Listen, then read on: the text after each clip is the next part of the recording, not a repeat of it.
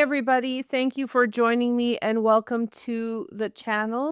I have to make a change today because my wire for my mic isn't working. So I'm going to fix the wire and change today's video from an all sign to a collective message. We are talking about the cradle formation and the timeline of the cradle in 2026. And what's time sensitive is the moon activation at 4 degrees of Scorpio. That happens at 4 p.m. today. So rather than risk the all sign video, I will do a collective message. I've already filmed the astrology, so I hope you enjoy. The astrology covers what the cradle formation is and how to work with it. It also covers the timeline of the cradle from June when Venus accessed it to when Mars accessed it, will access it in October. And at the end, I explain how the moon fits in at 4 degrees of Scorpio. So I hope you enjoyed today's message and stay tuned for an all sign on another day. In the astrology section, when I'm talking about an all sign, that's because that was my intention today. It's not going to work, but we'll try it another time.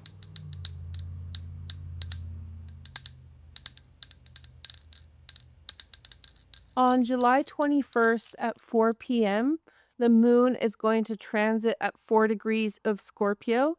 Today's all sign reading, we are going to be looking at this transit. This is a part of a larger configuration of outer planets between Pluto, Neptune, Uranus, and Jupiter. If you're watching this after July 21st, it's still relevant. There's actually a fairly long sequence that is happening in the sky connected to this astrological pattern. The first activation of this geometry was Venus in June. We did a video on that.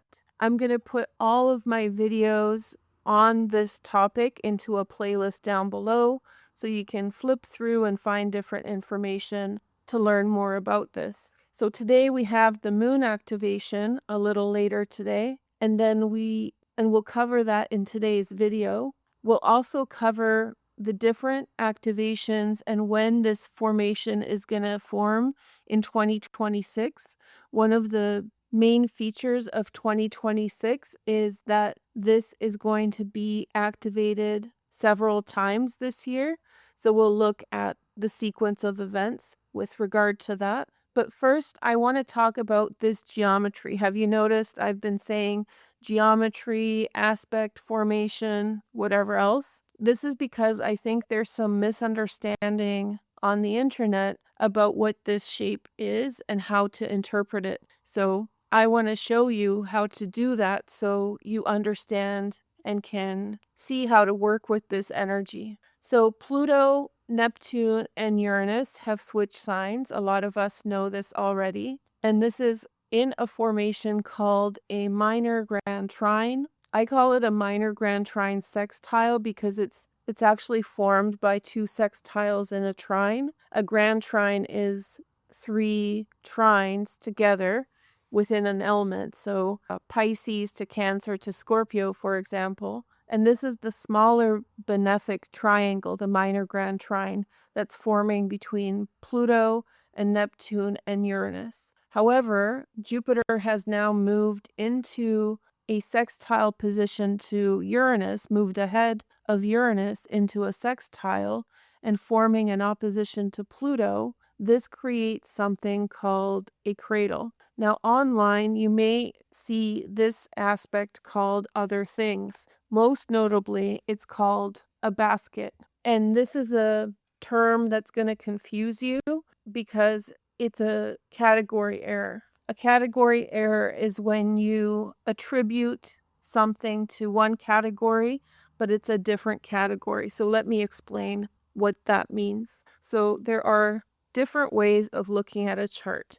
There's something called chart patterns. That's when we look at the general chart and it's almost like squinting at the chart and seeing where everything is. It's not a focus on the internal geometry, but rather on the general layout of the planets to understand how much of the chart they're taking up, how much negative space, or where planets are not residing are. So in this chart, it would be Taurus, Sagittarius, Capricorn, Libra, for example, and it gives us an idea of the general formation of the chart. It has a lot to do with planetary distribution, and you can think of it as kind of like the vibe of the chart without specifics, just understanding where the general energy is flowing. So those are chart patterns. Now, there's another category of assessment which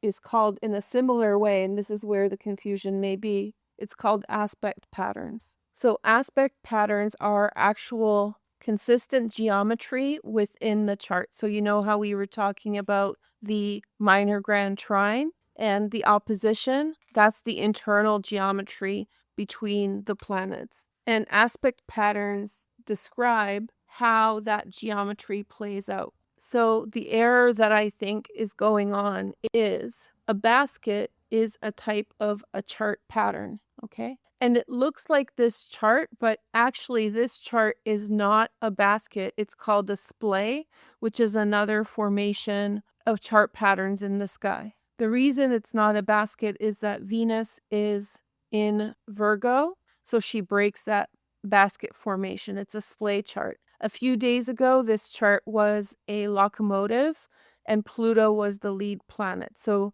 these chart patterns switch quite a lot depending on how the moon moves, how Venus moves, Mercury, how all the planets are moving. Now, aspect patterns are the internal geometry, as I said. And so what we're looking at here is actually a cradle. Now, there's different names for this, like grand sextile, something like that. So there are different names for this. I call it a cradle. I think that's the most common name for this. And this is describing the relationship between these outer planets here, but between the planets within the chart. So we're not looking at the distribution of the chart. We're looking at the relationship between the planets. So what I've noticed has been happening online is people have been calling this aspect pattern a basket, which is a double error. It's a category error because it attributes to this aspect pattern a chart pattern name, so that's confusing, but it's also the wrong chart pattern for this chart. Now, maybe whoever coined the term, I think it's called Barbault Basket, and just to be clear, the astrologer Barbault, from what I understand, never used this term. This is attributed to him. So when someone came up with the name, they looked at the chart. It might have been a basket at that time. They didn't realize it. And so they started calling it Barbault Basket. Okay. And that's where the confusion started. The problem with this is how to interpret it becomes confusing. I've heard people, and I'm not criticizing anyone, but I'll mention a couple things that were named. There was something about a lid lifting. Okay. There was something about being dropped into the basket from the handle. Like these are deductions or imaginings or ideas that were born out of looking at a chart pattern and trying to understand it like an aspect pattern. I'm not a stickler for astrology, so in terms of like creative visualization, use whatever you want. But when we see the moon activate Scorpio here, we're going to see how this isn't a dropping energy, it's something else. We'll get to that in a minute, but essentially calling it a basket confuses the mechanics of the aspect pattern that's playing out. So just to discuss the aspect pattern itself, let's talk about what's happening between these planets. So as I mentioned in the beginning, it's Pluto, Neptune, Uranus, and Jupiter. Those are slow-moving planets, except Jupiter. Jupiter is a mid-distance planet, so it takes 12 years to go around the zodiac. But they're all sort of slow movers. They're not inner planets that take 1 or 2 days per degree, right? So the fact that they've aligned is pretty special. And they've been forming these alignments since 2022 to 2023. So they've been moving into this tight lock. What's happening now that's really special is that they've all arrived at 4 degrees of their respective sign. So Pluto is in Aquarius, Neptune, oh, that's Uranus, is in Gemini, and Neptune is in Aries. Okay, so they're at 4 degrees of those signs, and now Jupiter has reached 4 degrees of Leo. So typically when there's an opposition, which is the relationship between Pluto and Jupiter right now, that would be seen as a very destabilizing aspect. So that's the position here to this position. It would be considered destabilizing, erratic, and harsh. This video was meant to be longer, but I cut it down because there's a lot of information to go through. So we'll cover the relationship between Pluto and Jupiter in another video. But just for your information, the last time they had an opposition was 1789 between Aquarius and Leo. This was the start of the French Revolution in the U.S. On the day that they opposed, the U.S. Treasury was founded on the same day. And about 3 weeks after this opposition, Congress passed the 12 amendments to your Constitution.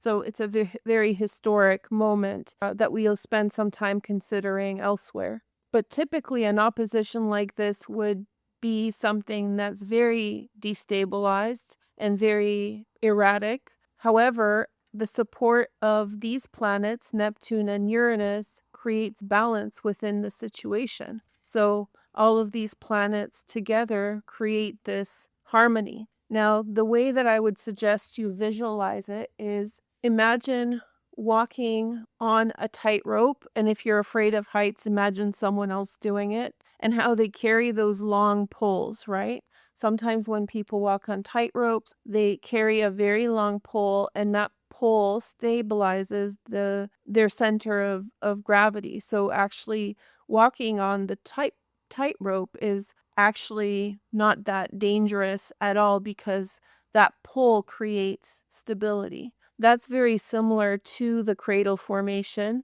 with the outer planets acting as a stabilizing force. Another way that you can think of it is like the hull of a ship, like an old ship, right?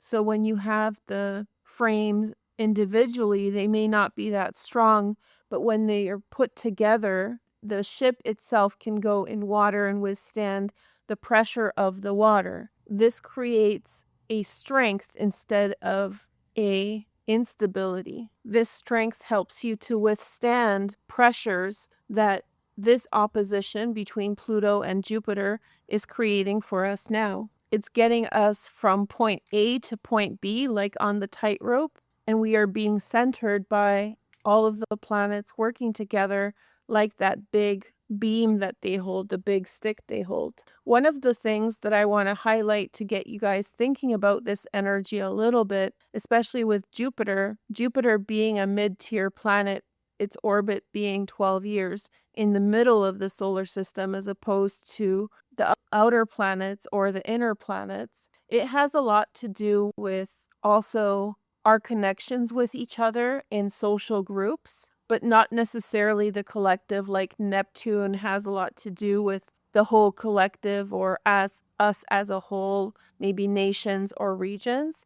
Jupiter has more to do with, like, in my opinion, local communities, families, extended networks. Let's just call it that. So to me, we often think about things in a personal astrology way, but this also has a lot to do with how you, as a part of a family, a community, function against bigger systems that are represented by Pluto, and they're trying to influence you in some way. So under this aspect, this cradle formation, we are walking on that tightrope of pressure that would be very destabilizing as it was in 1789. But now, because of this formation, it's very, very supportive. Now, I'll tell you a little bit more about this just as a foreshadow of the next video. The this time around, Jupiter and Pluto will oppose in Aquarius Leo 2 times.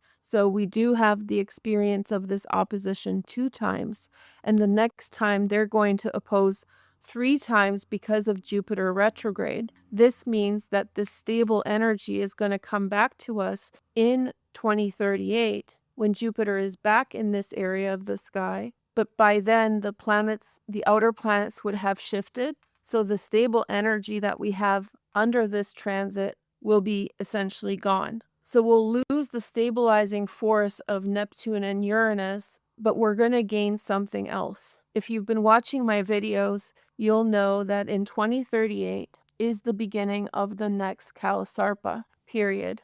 That's when all the planets return to this side of the zodiac. Recently, the Kalasarpa ended when Venus moved past the South Node into Virgo. And I should correct myself, in 2038 will be the peak of that next cycle of Kalasarpa. Kalasarpa is a highly active, often destabilizing, but also positive moment of growth and improvements. So we should expect the next time Jupiter and Pluto oppose be under more destabilized, more chaotic, more similar to 1789 dynamics. However, the large configuration of planets in the Kalasarpa formation will be moving towards a more favorable relationship than the direction it's moving now. Now it's moving towards Amrita, which is the other side of the zodiac.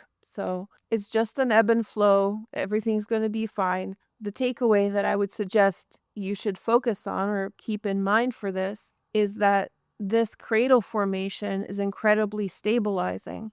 And that's why I want to clarify the difference between a bucket and cradle, because we can appreciate the stability of this formation between these planets and see this as an integration point in which we are exposed to considerable pressure from the outside world, but it's a transformative pressure that can sustain the pressure just like the hull of a ship can sustain the pressure of water to get from point A to point B. Under this transit, we are faced with pressures from the outside world, but they're transformative in a positive way. And keep in mind that this isn't just personal, especially with Jupiter.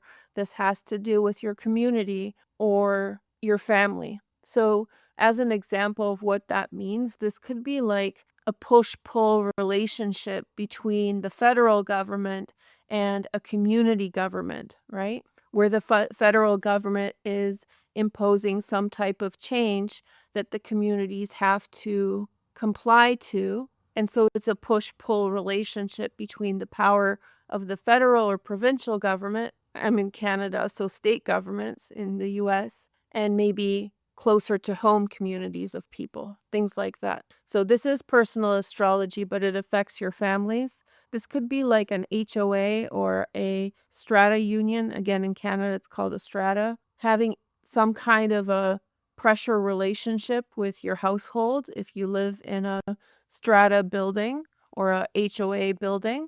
Those kinds of things could be coming up. So this is personal because we are about to talk about the sequence of events concerning the cradle in 2026, but also elevate your understanding of this formation to community, family, extended networks that you're a part of. Okay, so let's talk of the progression of time for these transits. Now, I used to call this a timeline, but I think there's a conflict over me using the term. I've used the term for many years, and I can't think of a better term to use. So it's lost on me what to call this because progression of time is kind of long-winded.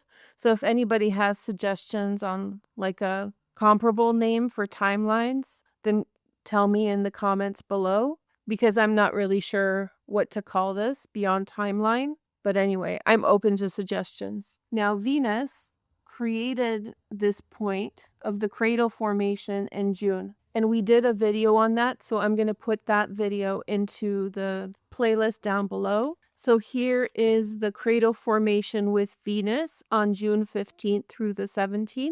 And please disregard my symmetry here. It was pretty symmetric at the time when Venus passed 4 degrees of Leo, where Jupiter is now. This was a activation of values and likely some type of awareness. It was a fairly nice transit that woke us up to the circumstances that we're refining today. So next we have Jupiter, in which is happening today. Since July 18th through the 22nd, Jupiter moves slower, so it's going to be in orb for a few days. This is a moment of expansion of possibilities, expansion of your mindset, and the chance of consciousness shifting for yourself and the people around you. So this is the initiation, which is probably heart-based, and then this is some kind of activation that transforms. When working on this video for you guys, I really felt that a lot of people are under pretty big tension between Pluto and Jupiter. They may feel tension in whatever circumstances are relevant in their lives, and these tensions may be similar to things they've experienced before, such as a repeat pattern, a repeat experience. But under this tension, because it's supported by Neptune and Uranus, this is like under pressure rising to the challenge. So great pressure, rising to the challenge, overcoming patterns, overcoming certain types of situations. Okay, so the next main transit is Sun with Jupiter, forming this cradle. I just remembered it's also sometimes called a trapezoid. I kind of like that name. But this Sun-Jupiter conjunction, which is called a cazimi, will happen between July 26th, when the Sun activates the cradle, and then to July 28th, when Sun joins Jupiter in their annual cazimi. This is extremely lucky, and it's also a clarity point. It's a point of grounding the awareness that you attained with Venus and Jupiter activation, and it's the opportunity to grow within that energy. If you're feeling that tension, there's some kind of a resolution to that tension likely there, or something comes into your situation that is going to elevate your experience, take you out of that intensity in some way. Okay, so the next activation comes from Mercury, and that happens on August 11th through the 12th. This is a point of connection with other people. So when you share your experience with others to reach an understanding, increase depth or breadth of understanding, you understand the scope a little bit more. This is when you brainstorm with other people and come up with new ideas to the circumstances that are in front of you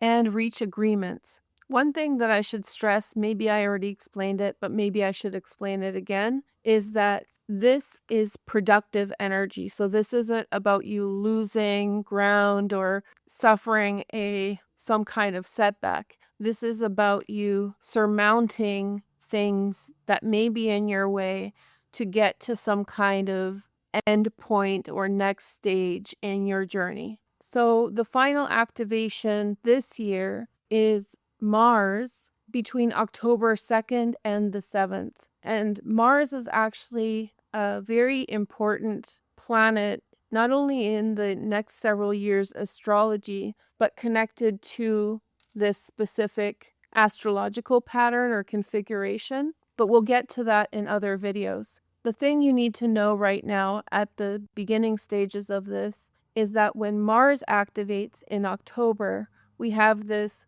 mindset to movement sort of dynamic happening.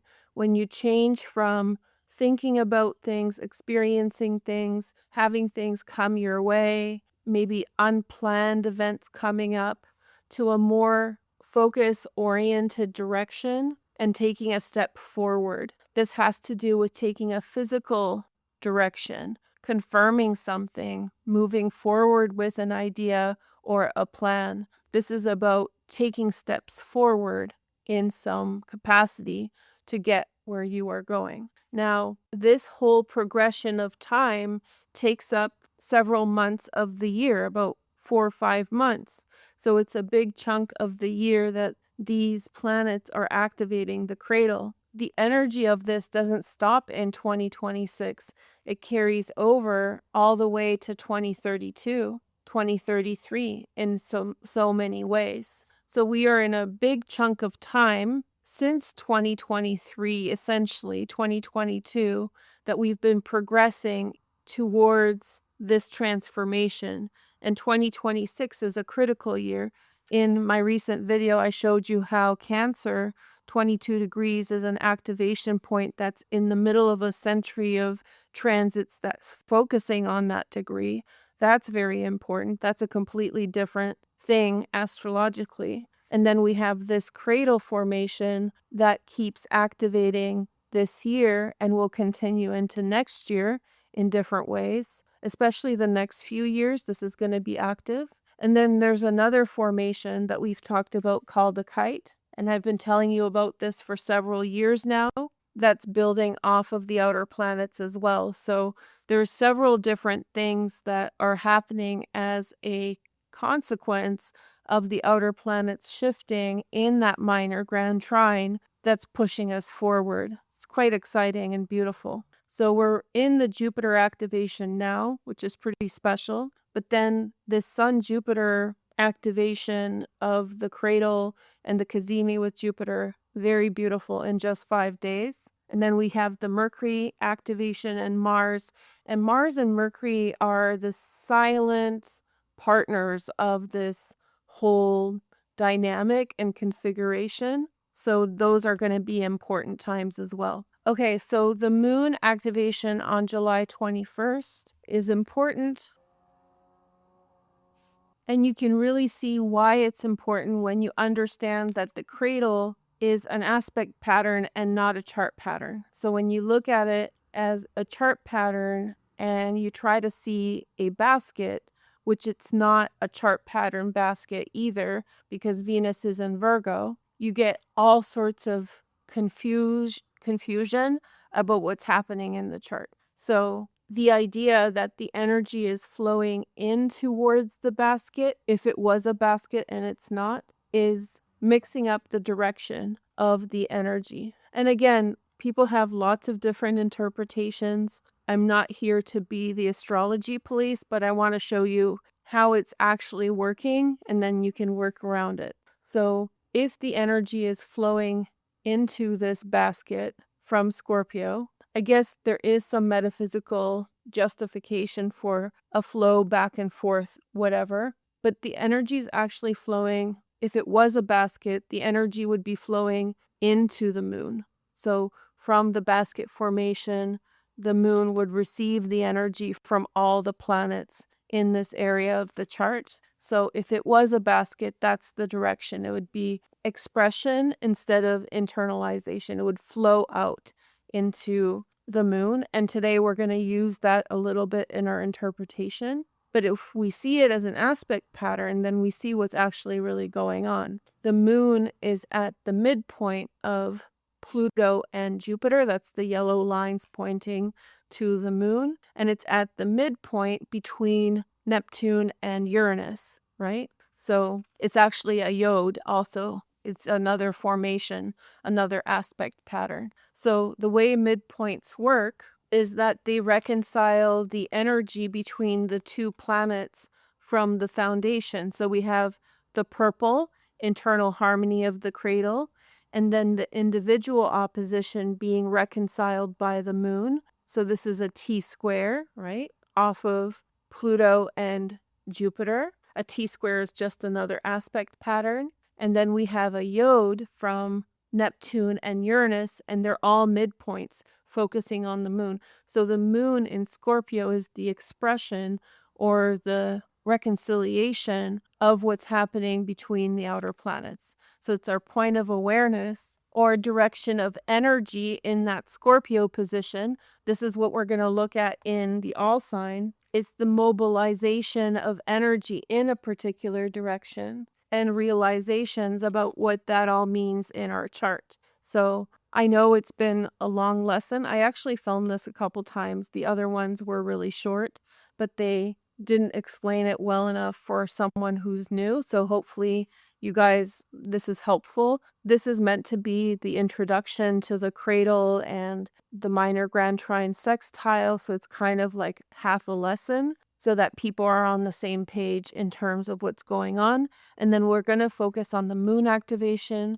It's happening at 4 p.m. today. If you're watching this after July 21st, it's still relevant. Pay attention to this. We are going to get other activations like this, so this gives us a good foundation to work from and get ready because there's some expression. So let me give you a little bit of clarity or insight. So my chart is a basket, so I got confused by this too.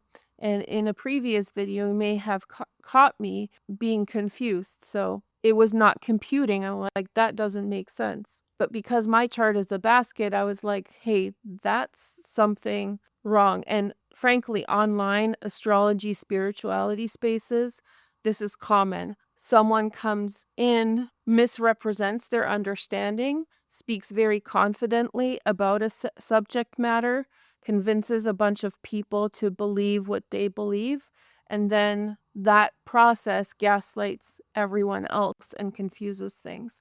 I don't think it's malicious. Sometimes it's self-serving, but I think that's what's going on, not just with this, but manifestation, all sorts of different ideas, right? So people come in with their wild ideas. Maybe this person who called it this didn't know that difference between chart patterns and aspect patterns. And so they started talking about this and that to do with this, and it confused a whole bunch of people. So because this transit is on a sequence of repeated dates, I think it's really helpful to get firm on what's happening within the cradle, because this is probably one of the most active configurations of 2026. Okay, so let's get to the all sign. Make sure to watch for your sun, moon, or rising. They're all relevant, and I hope this was helpful. Okay, so let's take a look at the collective reading. If you watched the intro, then you would know that the all sign has been postponed. So we're going to do a collective message and do an all sign later. Your first message is the Knight of Pentacles. To me, this points to the way of Mars. So Mars will be the last planet to create the cradle in October. We're leading up to Mars connecting with the outer planets in the second week of October, something like that. That's when you will take a path that is building for you now into the future. So in other words, I would suggest that you don't have to do anything yet in terms of the direction. In fact, that direction is still coming together. It's still becoming what it will be. And you're still learning why the current circumstances that you are exposed to are not serving you or they need to be changed. I really do want to reassure you that the direction that you are going isn't something to do with like a reduction or removal. It has to do with something that is value added. So you see an opportunity somewhere and you go in that direction because of it. So this isn't trying to avoid something. This is being inspired by something to go in that direction. So we have the 10 of Swords, which is Sun in Gemini. There's a sense of freedom here. There's a sense of looking at the past in which things were quite unfortunate at times for you. By that I mean there's this energy here because it is Scorpio activation, the moon. There's this kind of awareness of the circumstances that you were in, particularly the circumstances that were unkind to you. And now that they are gone, you look back on them and it's kind of like a reflection or a memory of something that had happened to you in the past that was hard or unfair, the circumstances and people. I would be looking to a pattern more than any specific incident, although for some of you a specific incident is coming up here. And if those situations were difficult or were aggressive in some way, now that you're separated from them, you look back and you observe them at the wastefulness of their energy. So the feeling is looking back with sadness for yourself in the past for having to experience those types of people and those types of situations. So I think that with the Scorpio moon activation, there's this review. There's an awareness of the people that were in your life, who you turned to or who you tried to turn away from, how they treated you, how they positioned you within a group or within other circumstances. See, the night to me seems like it's going by and looking at the past. It's not a nostalgia in the sense that you wish to go back.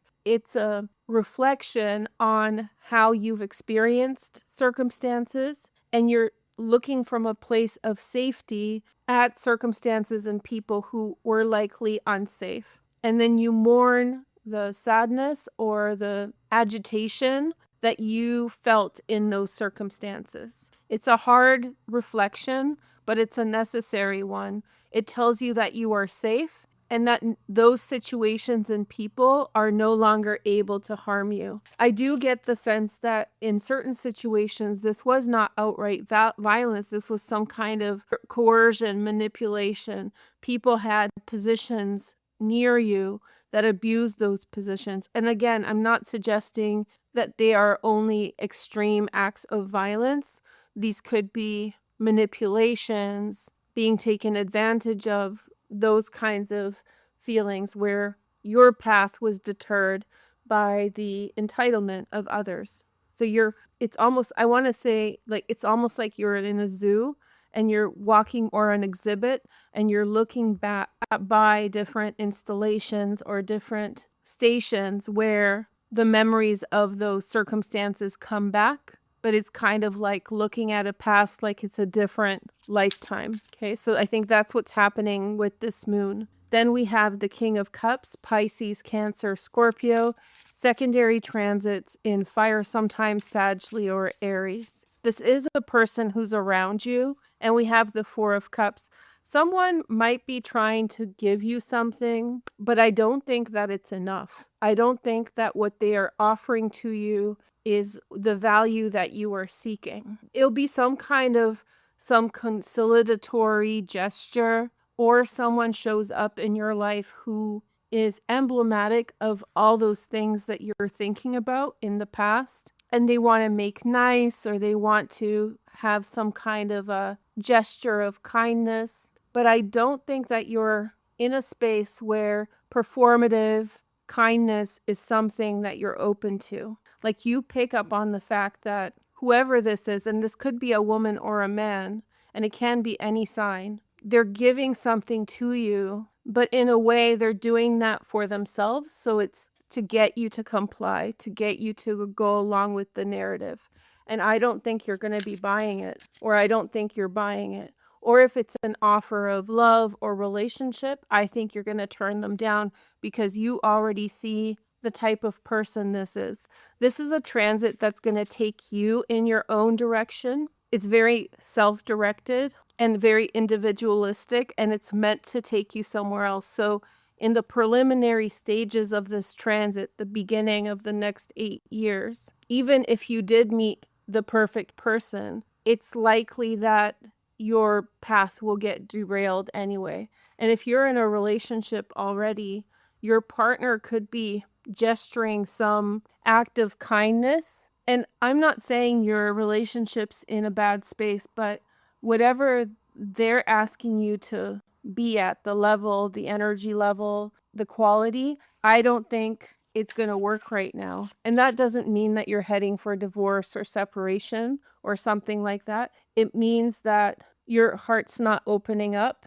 to the solicitations of someone. And then we have the King of Pentacles. Wow, lots of court cards. Virgo, Taurus, Capricorn, secondary transits, fire, Leo, Aries. And then we have, wow, the Knight of Wands. There's a lot of, this is going to be something stirring.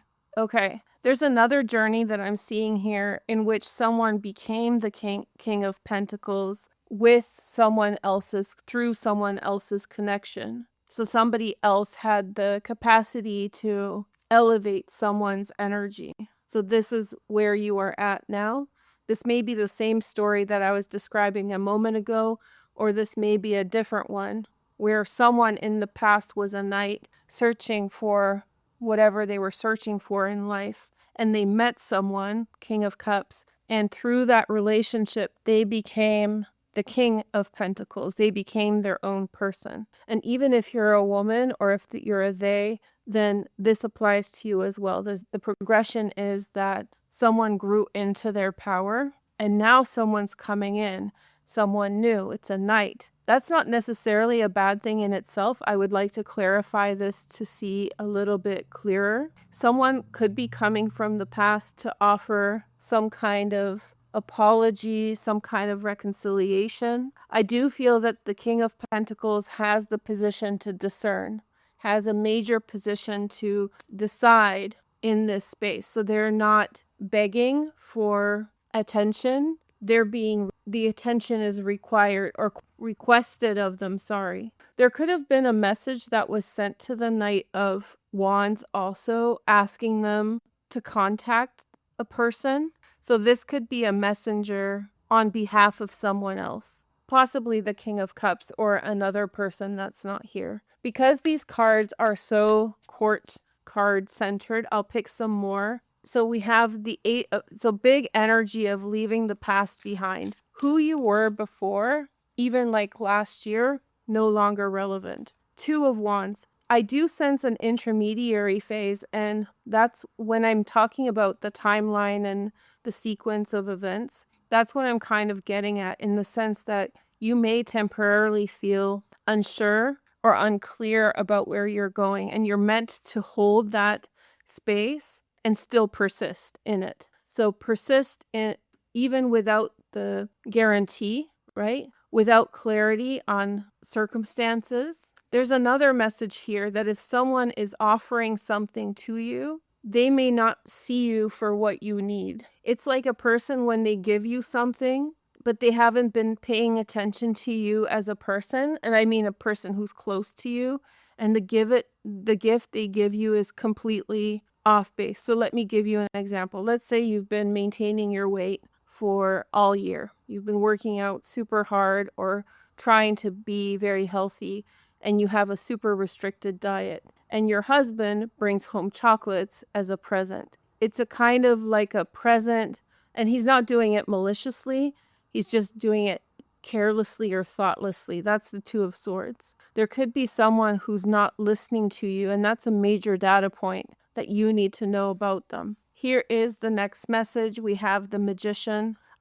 Something's happening here. So this is definitely like some kind of looking to the past on a situation you left behind or are currently leaving behind in a long arc. So a long, trajectory of a situation. There's someone here, which is the King of Cups, man or woman, maybe a water sign, who helped you in some way. But in certain cases, that help may have been very misplaced because they wanted to help you without paying attention. Okay? So I think that it did help many of you, whatever it was, but I think it was like a help that was like generic, like one size fits all. It wasn't personable. And I think this person's position to you is close, whoever they are. So there's this sense of being treated with some kind of indifference, right? When somebody should have been personally connecting to whatever was going on for you, they depersonalized it. They did give some help.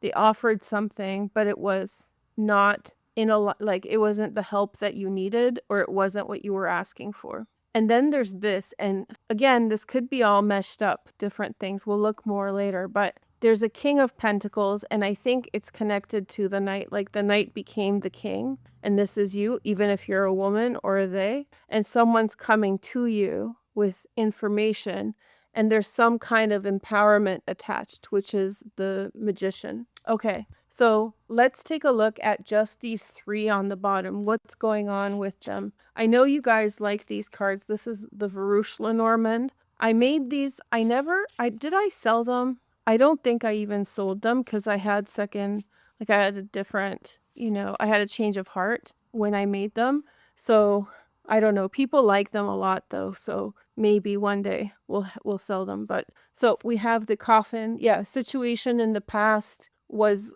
put to rest. It's over. It's done with. There is the spectatorship component. So maybe like you're looking at somebody's social media from the past, or there's some kind of like reflection, but the situation is over. Then we have the stork, which is some kind of offer that is coming your way. And this is something to do with the King of Cups. And then we have the scythe. That's an ending. Let's see the next message. We have the mice. See, that's where I was like, what's going on here? I want to see all the cards. And then we have the clouds. Oh, this is a murky situation.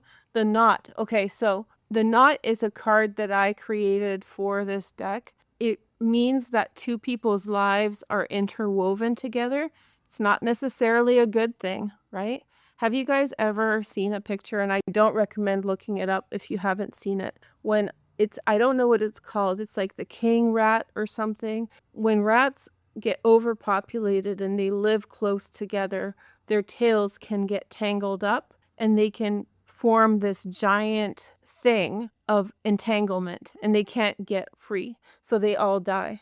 It's a very tragic thing. And there's skeletons of rats that died in this way, entangled with each other. So it's a very like grotesque thing. But so the knot isn't just, soulmates, that level of helpful energy. It's also how people get entangled with one another in like the more serious ways or even tragic ways. So I think that this is about separating yourself from entanglement with someone. And I think that someone has a very strong attachment to that past situation, so they keep looking back. I would say be careful with who's approaching you at this time because they could complicate situations more. Moon in Scorpio is very sensitive though. So this kind of reading is showing to me some kind of shadow side. I hate using the term but there's some kind of a darkness that it's revealing.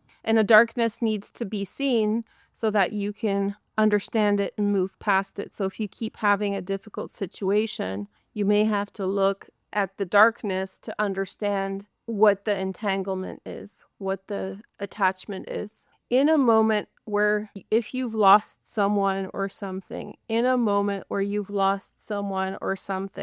there may be other people who are around to catch you while you're vulnerable. And I think it's very important that you guard yourself from complications attached to their frequencies, their energies. Let's see what the Knight of Wands with the King of Pentacles has to say about that. So, I'll show you this. It's the Last Judgment, which is a Pluto card, my favorite card in tarot. We'll come back to this in a moment, but it's possible that someone had a beginning going in a certain direction that came to an end, and they may be, destabilized now, and they're coming back in a different mindset. So a friend who feels that you did something to them, whether you did something or not, may be coming back around, and just because they were your friend before does not mean that they're your friend now. I have a feeling that someone feels like they lost something because of you. And I don't think you did something, but I think that their connection to you caused them a loss, some kind of displacement, and they may be coming back to you with a bone to pick or like a way to even out the situation. I would be careful. We have the Last Judgment here. Overall, so the Pluto-Jupiter opposition is an opposition that is creating tense energy, right? It's that pressure that you are under, the one that you're meant to rise above. So that's why we're getting this kind of energy. It's not easy. This is what's coming out. This is what's coming to light. And a big decision needs to be made, which is the Last Judgment. I just feel like this frequency came up before in another reading. Something wants to distract you. Something wants your attention. And I think that you should be very guarded at this time towards unsolicited kind of attempts at grabs at your energy. The next message is the Three of Cups. See, there's some kind of reunion. Someone made a decision, wants a reunion. And the reunion may in itself be a good idea, but the energy is still out of balance. Either they believe something that's not true, or they have to heal something still. I think that you run the risk of being derailed from where you are going if you entertain this offer too much. It's a shaky offer. So you already are the King of Pentacles, right? You already have this position. So it's on you to kind of shut something down, I think. And I don't mean to be harsh, but I think that you've already achieved your kingly position, even if you're a queen. And I think that the next course of action is to shut down soliciting energies. I want to clarify a little bit further because this got a little bit kind of like warning and that king rat thing. So let's try to see if we get something else. So we have Sagittarian energy. This is the energy of temperance, careful approach in circumstances. I would just be very quiet through this energy right now. And then we have the Wheel of Fortune, that's Jupiter, and the Ace. There's a new beginning. Don't waste your new beginning on energies that are distracting to you. Shift your focus away from any energy that's trying to bring you down. Not only are the people that are trying to bring you down, or the person who's trying to grapple with your energy, not only are they wasting their own opportunities under the similar transit, right? This is happening for all of us. They're wasting their own opportunity at accessing this energy. But if you comply, then you're going to maybe not miss, but slow down your own process. So I see you turning towards the things that are meaningful to you, the things that are not problematic. And I think that there's some kind of nostalgic attachment, some kind of connection to the past that's making you open the door. There's some kind of a, hey, I knew him in high school, or hey, I knew this person back when. That's leaving you open. And I think that you need to, the moment that you see any kind of indication that something's not right, I would suggest that you refocus attention on the thing that's growing. And the thing that's growing is not yet guaranteed or super crystal clear. And that's what makes attachment to it kind of hard, because you're not guaranteed anything yet. But the feeling of excitement that you feel for whatever it is that's beginning, that's your guiding light. Okay? So, in other words, you have something starting that feels really good, and a part of you knows it. There's some question marks about how it will play out. And frankly, for many of you, it will change in the future. So it's going to modify. It may not be exactly the way you envision it. Usually it's not. So just, it's like a beacon, it changes what it is as you get closer to it. You realize what it is as you get closer to it. So, okay. And then there's an energy attached to your past, something that you're probably haunted by, something attached to hard memories. Maybe not directly with this person. Maybe it could be a person who was around when you were having a difficult time. And this person's showing up again. And I have a feeling that the friendly demeanor is not their genuine intention. And there's a subtext there. Even if they're not fully consciously aware of their intention to do something, their subconscious or their convictions are guiding them to act this way. So if they resent you, they may not be aware that they resent you, but their behavior is telling you otherwise. And if you're seeing that behavior, then you should listen. So this is a distracting energy that's come into your life. And it may not be malicious outwardly, but the person may not be self-aware enough to know the kind of energy they're projecting at you. And your goal is you've already grown into the person you're meant to be. There's in terms of growth, and you'll still grow. We always grow till our entire life, but you've grown into the person you're meant to be. You already have the tools that you need. And I think that you're meant to assert yourself, the magician, in some way towards the thing that is in your heart at this time, the thing that you're feeling, the excitement you're feeling. And I think it's probably something to do with something that you're doing or something that you're interested by, more so than a relationship, a friendship, a connection with someone else. And all those feelings of worry and stress, those are your guiding lights confirming that that's not right for you right now. You don't have to jump the gun and say they're a terrible person, but it's not in alignment to where you're going now. And you're going to a new beginning. So you have to trust the process without necessarily being guaranteed anything yet. But something good will come out of it and your fortune will change. So this is a good spot to end on. I hope you enjoyed this message. I'll be back with all sign reading as soon as I figure out my cord and mic. Okay? Thank you guys so much for watching. I'll talk to you soon. Take care. Bye.